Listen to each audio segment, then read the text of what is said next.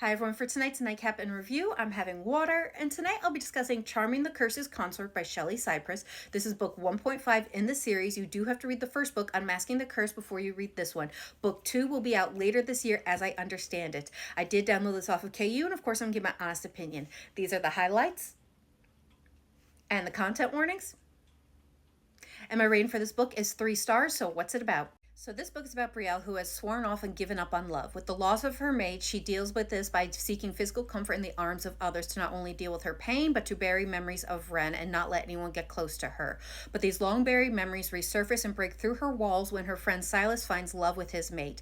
To deal with the pain of these memories, she does what she always does, which is to seek physical comfort in the arms of others. That is until she runs into Mateo. For Mateo, he is also grieving the lost love of his late fiance, who made him promise to stay chaste until he can find true love again. But when he runs into Brielle and deals with her aloof nature, he is intrigued. He decides to pursue her and start to see beneath the seductress facade that she is a kindred spirit that is also hurt like him. So he is intrigued and feels desire for the first time in a long time and thinks he is now ready for love. But the question is, will Brielle be willing to open up her heart and choose him as well?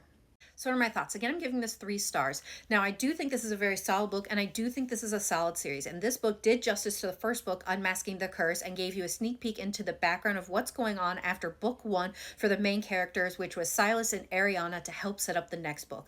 Now, just like the last book, this book as well is just not the series for me. There's nothing wrong with the characters, the author's writing style, or the books themselves. Just not every book is for every reader, and this just book isn't for me, but I think this is a solid series that many people will enjoy. Now, this book centers around Brielle and Mateo, who are dealing with their grief in very different ways. For Brielle, she met and lost her cursed mate several years ago to an organization that she was a part of. And we learn more about this organization in this book than we kind of did in the first one, or at least we get a deeper look and we get to see how truly corrupt this organization is. And Brielle is now dealing with the trauma and grief of what happened and kind of how she was a part of it. And the way she deals with it is by turning to sex as a coping mechanism. Now, for Mateo, his long-term sweetheart and fiance, they were very cute and sweet together, but she made him promise to not give into sex unless he is truly in love.